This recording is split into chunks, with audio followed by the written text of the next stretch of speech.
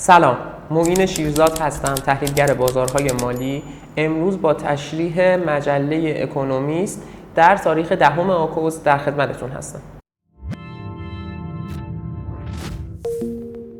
اولین موضوعی که میخوام در موردش باهاتون صحبت بکنم تأثیر اقتصاد بر انتخابات آمریکا و همینطور انتخاب معاون اول ریاست جمهوری از سمت خانم کامالا هریس از بین گزینه‌هایی بودش که ایشون داشتن.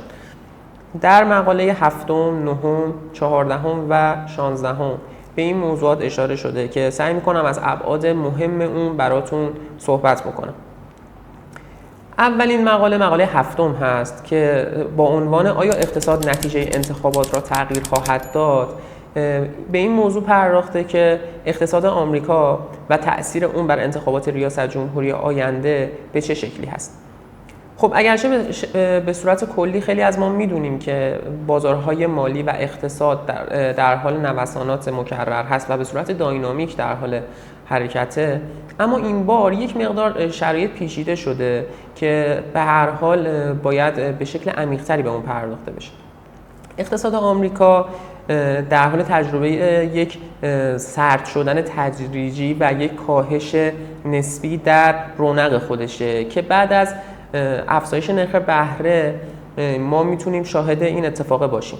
نرخ بیکاری در حال حاضر به سطح 4.3% افزایش پیدا کرده که بیشترین میزان خودش در واقع از سال 2021 تا الان هست. این در حالیه که اقتصاد آمریکا همچنان در حال رشده، یعنی از لحاظ بررسی شاخص‌ها ما داریم می‌بینیم که در بازه 3 ماهه دوم سال 2024 میلادی و در یک دوره رشد یک ساله اقتصاد آمریکا 2.8% رشد داشته و این از پیشبینی کارشناسان خیلی بالاتره به مراتب و برای دوره 3 ماهه سوم هم پیشبینی میشه که رشد اقتصادی همچنان در طول یک سال بالاتر از 2% باشه که قابل قبوله به نسبت خیلی از کشورهای دنیا. اما موضوعی که خیلی مهمه و دغدغه شده اینه که این سرد شدن اقتصادی داره ما رو به سمت رکود اقتصادی هدایت میکنه و یا نه کشور آمریکا و خصوصا بخش بانکی اون، یعنی سیاستگزارش بانک مرکزی، میتونه اقتصاد آمریکا رو در نقطه درستی بچرخونه و از رکود اون جلوگیری بکنه، اصطلاحی که بهش میگیم فرود نقد. و باید خب ببینیم که این اتفاق خواهد افتاد یا نه. افزایش نشونه ها برای سرد شدن اقتصاد یعنی ترس از رکود. خب این ترس از رکود رو میشه توی منفی شدن بازده، یعنی اختلاف بازده اوراق بلند مدت یعنی اوراق 10 ساله و اوراق کوتاه مدت یعنی اوراق 2 ساله دید که این خودش یک فشاری رو به بانک مرکزی میاره که فعالین بازار و در واقع افرادی که اقتصاد آمریکا براشون مهمه به این سمت دارن نگاه میکنن که ترس از رکود اونها رو یک مقدار محتاط‌تر کرده و ممکنه این فشار باعث بشه که بانک مرکزی آمریکا نرخ بهره رو کاهش بده. البته که الان میشه با قاطعیت بالایی گفتش که در ماه سپتامبر این اتفاق میفته و نرخ بهره حداقل 25% کاهش پیدا خواهد کرد، اما ممکنه که شرایط به گونه‌ای پیش بره که لازم باشه کاهش نرخ بهره حتی به 0.5% هم برسه در ماه سپتامبر. خب از بابت دیگه همچنان وقتی که اقتصاد آمریکا رو رصد می‌کنیم می‌بینیم که بخش رزرو رستوران‌ها، مسافرت‌های هوایی و همینطور جمع‌آوری مالیات نشون دهنده اون صلابت اقتصادی در آمریکا هست، اما خب به هر حال رکود یک ریسکیه که نمیشه اون رو در نظر نگرفت. خب نتیجه این که خانم کامالا هریس به هر حال نماینده حزب دموکرات هست و حزب دموکرات تصدی دولت قبل رو در اختیار داشته و نتایج اقتصادی امروز آمریکا از چشم این حزب و این نگاه دیده میشه. از دید خیلی از مردم آمریکا شاید ترامپ بتونه دیدگاه اقتصادی بهتری رو به آمریکا تزریق بکنه، اما آمارها داره نشون میده که شرایطی که دموکرات‌ها برای اقتصاد آمریکا ساختن چندان هم بد نبوده. به صورت کلی درآمد میانه در مردم آمریکا از زمان شروع ریاست جمهوری آقای بایدن یعنی 4 سال پیش به صورت میانگین 9.4% افزایش پیدا کرده. از طرفی قشر کم سواد آمریکا یعنی افرادی که دیپلم دبیرستان رو هم ندارن نرخ بیکاری درونشون 5.4% که رقم خیلی خوبی به حساب میاد. بازار سهام با وجود اصلاحاتی که در هفته گذشته داشت اما همچنان 9% بالاتر از ابتدای سال در حال معامله شدنه و همینطور میشه به این موضوع اشاره کردش که اقتصاد آمریکا درسته که داره سرد میشه اما وضعیت فعلا خوبی داره و نمیشه به این نتیجه گیری رسید که حتما اقتصاد آمریکا وارد رکود شده. تا اینجا با من همراه بودید. در ادامه میخوام موضوعات مهمتری رو خدمتتون توضیح بدم. خب خانم کامالا هریس به عنوان نماینده دموکرات ها باید در مورد وضعیت اقتصادی که در دوره آقای بایدن ساخته شده از خودش دفاع بکنه و از این عملکرد دفاع بکنه. خیلی از آمریکایی‌ها از وضعیت تورمی در بخش کالا و خدمات که تقریباً یک چیزی هول و هوش 20% افزایش پیدا کرده ناراضی هستند و احساس میکنن که شاید اومدن آقای ترامپ بتونه برای بهبود وضعیت اقتصادی خیلی بهتر باشه. اما گروه دموکرات و خانم کامالا هریس چیزهای زیادی برای دفاع کردن از خودشون دارن. اول از همه این که رشد درآمد میانه نسبت به ابتدای دوره آقای بایدن نزدیک به 9.4% افزایش پیدا کرده و نرخ بیکاری در بخش افرادی که دیپلم دبیرستان رو نگرفتن در سطح 5.4% که یک عملکرد خوب به حساب میاد. بازار سهام با وجود افت در هفته گذشته اما هنوز هم 9% بالاتر از ابتدای امسال داره معامله میشه و همینطور گزارش‌های سودآوری شرکت‌های سهامی در بازار آمریکا خیلی بهتر از پیش‌بینی‌ها ظاهر شده و اینها همش نشون دهنده یک اقتصاد در واقع رو به جلوه. و بهتره که این رو هم در نظر بگیریم که در سال 2012 که آقای اوباما برای بار دوم به عنوان رئیس جمهور انتخاب شد، در اون دوره هم عملکرد اقتصادی فوق‌العاده‌ای وجود نداشت، اما به هر حال این دموکرات‌ها بودن که تونستن انتخابات رو برنده بشن. پس نمیشه از همین الان ترامپ رو برنده دونست. در بعد بعدی انتخاب آقای تیم والز به عنوان شریک و همراه خانم کامالا هریس در فرایند انتخابات ریاست جمهوری موضوع مهم دیگه‌ایه که باید بهش اشاره بشه. خب آقای تیم والز به هر حال فردی که تجربه‌های متنوعی داشته، از معلمی و مربیگری در فوتبال گرفته تا رسیدن به فرمانداری و حالا هم نامزدی معاونت ریاست جمهوری در امریکا. ایشون که فرماندار مینسوتا هست، در حال حاضر با توجه به نگاه معتدلی که داره خیلی از آمریکایی‌هایی که از دموکرات‌ها به واسطه تمایلشون به نگاه چپ گلگی داشتن و شاید به همین دلیل ترامپ رو داشتن انتخاب می‌کردن، یک نشونه مثبت برای روی برگردوندن مجدد به سمت دموکرات‌ها باشه. آقای تیم والز در شرایطی به انتخابات ریاست جمهوری آمریکا اضافه شده که خیلی به نظر میرسه میتونه امید رو در جبهه دموکرات ها بیشتر بکنه. آیا باید ببینیم که این استراتژی جواب میده و باعث میشه که رأی افراد بیشتری از جامعه آمریکا به دموکرات ها اختصاص پیدا بکنه یا نه؟ خب در نهایت ما باید یه نکته خیلی مهمی رو بهش توجه بکنیم. 7 ایالت چرخشی یا خاکستری در آمریکا وجود دارن که تعیین کننده این موضوع هستن که کدوم نامزد در نهایت به کاخ سفید راه پیدا میکنه. خب خانم کامالا هریس به همراه دستیار انتخاباتیش یعنی تیم والز تونستن خیلی حسابی سر و صدا بکنن و در این 7 ایالت برخلاف بایدن به شرایط خیلی تنگی با آقای ترامپ برسن. خصوصا در 3 ایالت پنسیلوانیا، ویسکانسین و میشیگان خانم کامالا هریس تونسته حتی از آقای ترامپ جلو بزنه. اما خب حالا خیلی تا انتهای انتخابات باقی مونده و نمیشه نتیجه گیری قطعی کرد. توی گردهمایی‌های اخیر هم که کامالا هریس و تیم والز برگزار کردن خیلی به مسئله اقتصاد تمرکز کردن، چون به هر حال موضوع مهمیه. البته خب همه چیز هم نیست. اونا میگن که ترامپ تنها به ثروتمندان اهمیت میده و سعی میکنن که این پیام رو به در واقع شهروندان آمریکایی ارسال بکنن که آمریکا هنوز جاییه که اگه سخت کار بکنی میتونی پیشرفت بکنی و با این شعار دارن در واقع پیش میان. اما اینجا یه مشکلی وجود داره. با وجود اینکه اقتصاد آمریکا نسبت به قبل بهتر شده، اما تورم هنوز یک معضل جدی و بزرگه و خصوصا با افزایش تنش‌های منطقه‌ای خاورمیانه و احتمال افزایش قیمت نفت ممکنه که این تورم دوباره شروع بکنه به افزایش پیدا کردن که اصلا برای انتخابات آمریکا و در واقع حزب دموکرات خوب نیست و میتونه به نفع ترامپ تمام بشه. ولی نباید از نقش مهمی که تیم والز هم در این رقابت‌ها تا الان از خودش نشون داده غافل بشیم. رزومه قوی این آدم و ارتباط خوبش با رای دهندگان میتونه به کامالا هریس در پیشرفت در انتخابات کمک بکنه. چون خصوصا این تأثیر رو میشه در همون ایالت‌های پنسیلوانیا و میشیگان هم در جمع کردن رأی بیشتر دید. خب حالا باید ببینیم که در آینده این ماراتون انتخاباتی چطور پیش میره و سعی میکنم در هفته‌های آینده با اتفاقات جدیدی که به وجود میاد شما رو به روز نگه دارم. خب درباره تأثیر اقتصاد بر انتخابات آمریکا گفتم. حالا وقتشه که خود این اقتصاد و شرایطی که برای دنیا داره به وجود میاره رو یک مقدار با هم باز بکنیم تا ببینیم که دقیقاً دنیا با چه چیزی مواجه شده.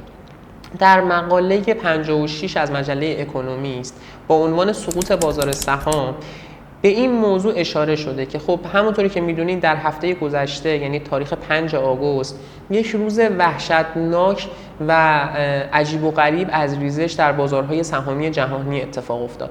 به طور مثال شاخص تابیکس ژاپن 12% در یک روز سقوط کرد که این اتفاق بدترین روز این شاخص رو از سال 1987 میلادی رقم زد. توی همین حال بازار کره جنوبی و تایوان و حتی بازار بورس در واقع آلمان هم حسابی آسیب دیدن و سهام‌هاشون افت کرد.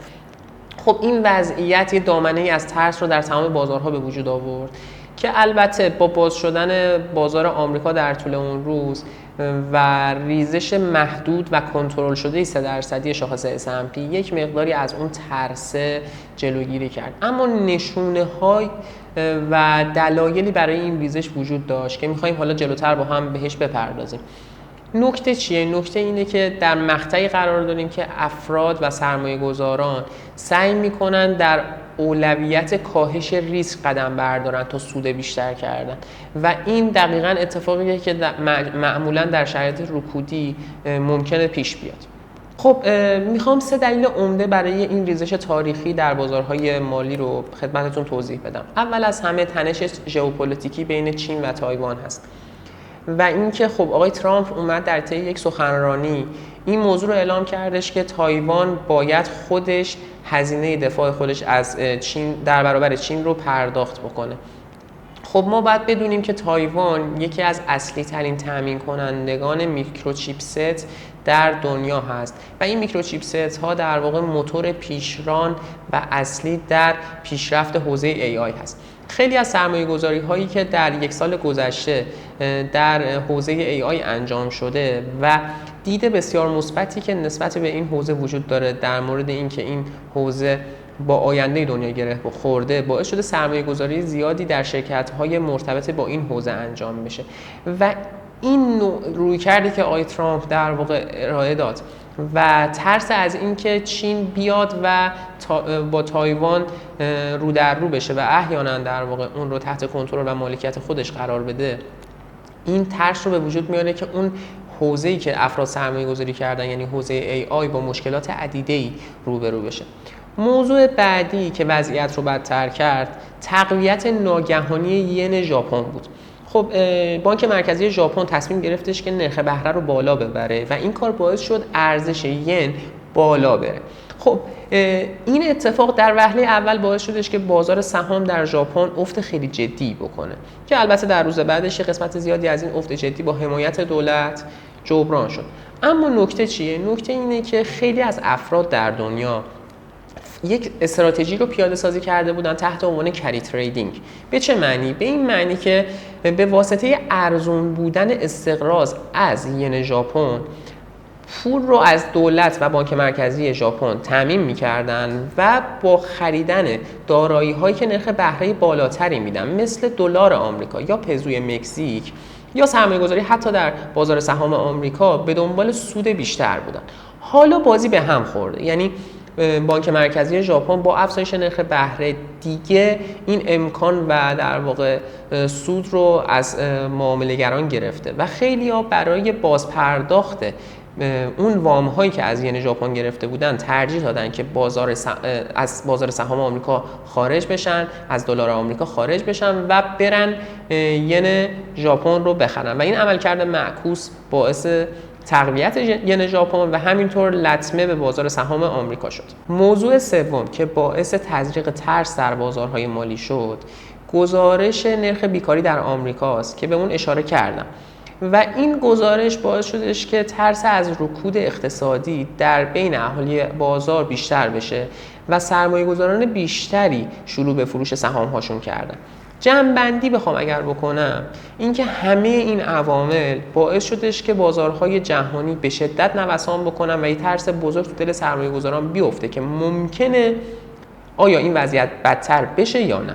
به هر حال همین امروز که دارم ویدیو رو براتون ضبط میکنم گزارش CPI میخواد بیاد و گزارش CPI خودش میتونه در واقع یک فضای شفافتری در مورد آینده اقتصادی منتشر بکنه و باید منتظر مون تا با تکمیل این داده نسبت به فرایند رکودی آمریکا تصمیم گیری کرد. به رکود اقتصادی پرداختم به عنوان عامل سوم. توی مجله اکونومیست در صفحه 58 به رکود جهانی اشاره شده. خب ببینید دوستان، موضوع اینه که رکود جهانی یک خطر خیلی جدی برای وضع امروز اقتصادی دنیاست و سوال مهم این نیستش که آیا وارد رکود میشیم یا نه، چون به نظر رکود خیلی نزدیکه. سوال مهم اینه که سیاستگزار با سیاستگزاری‌های پیشگیرانه خودش چقدر از وقوع رکود و عمیق شدن اون جلوگیری میکنه. نکته اینجاست. نکته اینه که خب به هر حال با ریزشی که در 5 آگوست در بازارهای جهانی اتفاق افتاد، این احساس ریسک در بازارها جدی گرفته شده توسط اهالی بازار و میتونه خیلی شدیدتر و با عمق بیشتر به تمام دنیا و بازارهای جهانی سرایت بکنه. ولی خب آیا واقعا باید نگران باشیم؟ واقعیت اینه که بیایم با هم یه نگاه دقیق‌تر بکنیم ببینیم که اوضاع چجوریه. اول از همه باید بدونیم که نرخ بیکاری در آمریکا و چند کشور دیگه مثل آلمان و استرالیا کمی بالاتر رفته، اما این موضوع میتونه به دلیل خب عادی‌سازی شرایط بعد از همه‌گیری کرونا هم باشه. خیلی از کسی که قبلا دنبال بازار در واقع دنبال پیدا کردن کار نبودن در حال حاضر وارد بازار کار شدن و این موضوعات معمولاً موقتیه و بعد از گذر یک در واقع دوره‌ای به شرایط عادی خودش برمیگرده. از طرف دیگه گزارش‌ها هم نشون میده که اشتغال و درآمد شرکت‌ها همچنان قویه، یعنی شرکت‌ها وضعیت خوبی از لحاظ درآمدزایی دارن. مثلا شرکت‌هایی مثل اوبر گزارش‌های خیلی خوبی توی صنعت حمل و نقل دادن و سوددهی‌های خیلی خوبی داشتن و یا حتی شرکت‌های اروپایی هم از انتظارات تحلیلگران سوددهی‌های بیشتری داشتن. این یعنی اوضاع به اون بدی که فکر می‌کنیم هم نیست. یعنی تو شرایط رکودی گذشته معمولاً حاشیه سود شرکت‌ها و میزان سودآوری شرکت‌ها افت جدی می‌کرد. هنوز از این محل ما احساس وقوع یک رکود عمیق رو نداریم. در مورد تورم هم یه نکته وجود داره. خبر خوب اینه که توی کشورهای توسعه یافته و خصوصاً در واقع اتحادیه OECD ما به طور پیوسته شاهد کاهش تورم بودیم و خیلی تورم به اهداف بانک‌های مرکزی نزدیک شده که یه نشونه واقعا مثبته. این یعنی احتمال داره که اقتصاد جهانی به جای یک سقوط بزرگ و یا اصطلاحاً فرود سخت بتونه با یک فرود نرم و جلوگیری از آسیب‌های جدی از این مرحله از در واقع بحران هم عبور بکنه. پس درسته که نگرانی‌هایی وجود داره و بازارها هم دارن افت میکنن، ولی داده‌ها داره نشون میده که اقتصاد جهانی فعلا تو وضعیت نسبتاً خوبی قرار داره و شاید بهتر باشه که تو سرمایه‌گذاری هامون هم با صبر بیشتر و عدم عجله با دیدن داده‌های بیشتر تصمیم گیری بکنیم تا احیانا دچار زیان جدی نشید. خب در مقاله 60 از مجله اکونومیست با عنوان ذخیره نقدی وارن بافت به بررسی عملکرد اخیر آقای بافت در بازار سهام پرداخته شده. همونطوری که میدونین آقای وارن بافت یکی از بزرگترین سرمایه‌گذاران جهان هست که مدیر عامل شرکت برکشایر هاتاوی بوده و نزدیک به 6 دهه هستش که در بازارهای جهانی داره فعالیت موفقی رو از خودش به جا میذاره. از این رو از دید بسیاری از افراد و فعالین این حوزه به عنوان باهوش‌ترین و موفق‌ترین سرمایه‌گذار شناخته میشه. نوع معامله‌گری ایشون یک معامله‌گری ساده بر اساس سرمایه‌گذاری ارزشی کلاسیک هست که شاید به ظاهر چیز عجیب و غریبی نباشه، اما مبنای این نوع سرمایه‌گذاری بر این اساس استواره که ایشون سهام‌های با کیفیت رو در قیمت‌های ارزان خودشون خرید میکنن و با این استدلال سعی میکنن که سودآوری رو ایجاد بکنن. موضوعی که در حال حاضر خیلی مورد توجه قرار گرفته اینه که آقای بافت در هفته گذشته اقدام به فروش نصف سهام خودشون در شرکت اپل کردن و به جای اون کلی پول نقد و اوراق قرضه رو در واقع جمع آوری کردن. حالا سوال اینجاست که چرا یه همچین اقدامی صورت گرفته؟ همونطور که گفتم آقای بافت ترجیح میده که شرکت‌های با کیفیت رو در قیمت‌های ارزون بخرن و نگه دارن. اما این روزها به نظر ایشون سهام‌های ارزون با کیفیت در بازار کم هستن و شرکت‌ها در قیمت‌های بالایی دارن ارزش گذاری میشن. برای همین آقای بافت ترجیح دادن که فعلا پول نقد نگه دارن تا وقتی که قیمت‌ها افت کردن بتونن با خیال راحت‌تری دست به خرید مجدد در بازار سهام بزنن. حالا این حرکت بافت میتونه یه نشونه‌ای باشه که اوضاع اقتصادی آمریکا اونقدر که باید شاید خوب نیست و شاید یه رکود جدی در ادامه در واقع در راه باشه.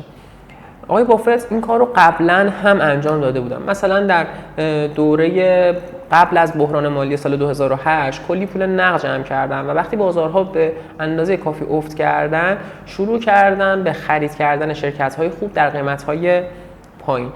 اما به گفته خود آقای بافت ایشون پیشگو نیستن، یعنی این عملکرد فوق‌العاده در سرمایه‌گذاری بیشتر به پیش‌بینی‌های اقتصادی داره توجه میکنه و شاید این نوع دیدگاه و توجه آقای بافت بتونه به ما در مسیر سرمایه‌گذاری و پیش‌بینی رکود بتونه کمک بکنه. به خاطر همین به این موضوع هم پرداختم.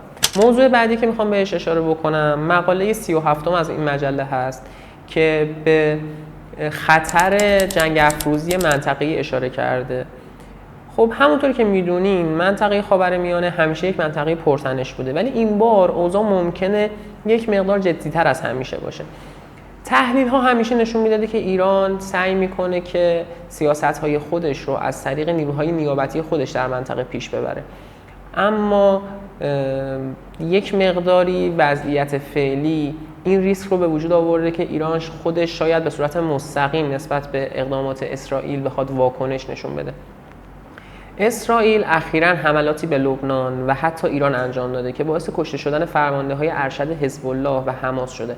حالا همه منتظر این هستن که ببینن واکنش ایران و متحدانش در چه ابعادی و به چه شکلی انجام خواهد شد و این اقدامات بسته به نوع شدت عمل میتونه منجر به یک جنگ تمام عیار در منطقه بشه که به هر حال در یک هفته گذشته همه اذهان رو مشغول خودش کرده و از اهمیت بالایی هم برخورداره. تحلیلگران معتقدند که ایران دیگه مثل گذشته به استفاده از نیروهای نیابتی خودش اکتفا نمی‌کنه و ممکنه خودش مستقیما وارد درگیری بشه. اما یه مشکل بزرگی که در این وسط وجود داره اینه که آیا ایران توانایی یک مقابله مستقیم با اسرائیل رو داره یا نه؟ و از طرف دیگه اسرائیل هم به نظر میاد که دیگه بعد از در واقع سانحه 7 اکتبر و حمله حماس به خاک خودش دیگه ملاحظات سابق خودش رو نداره و به نوعی آقای نتانیاهویی که معمولا در ترورها یک مقدار محدودتر عمل میکرد از اون موقع نوع رفتار خودش رو تغییر داده و دستور به کشتن و ترور کردن سران حزب الله و حماس میده که این باعث شده که شاید یک میدون بازی جدید بین دو طرف تعریف شده باشه و همه اینها میتونه باعث افزایش تنش و برخوردها بین دو طرف بشه.